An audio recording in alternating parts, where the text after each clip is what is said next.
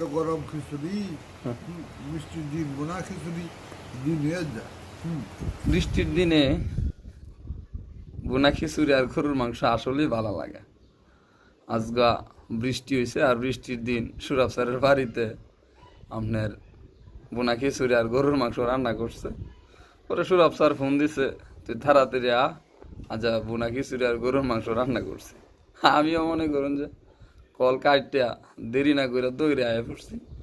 আয়ে মনে করুন যে মায়েরও শুরু করলাম। মুহ দেই দেখি খিচুড়ি অসাধারণ হয়েছে, ফ্যান্টাস্টিক টেস্ট, কি চমৎকার হয়েছে। আসলে আপনারা না খাইলে বুঝতেন না।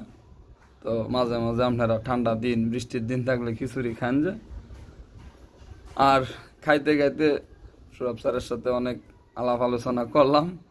এর মাঝে মনে করুন যে খিচুড়ি যে রান্না করছে আমার বড় বোনের প্রশংসা করছে যে না খুব ভালো রান্না করছে তোর বোনে। তো যাক মোটামুটি পেট ভরে খাইলাম খিচুড়ি আর গরুর মাংস। আপনারা যারা আশেপাশে আসুন খিচুড়ি রান্ধা আপনারা দাওয়াত দেন, যে ভালো থাকবেন।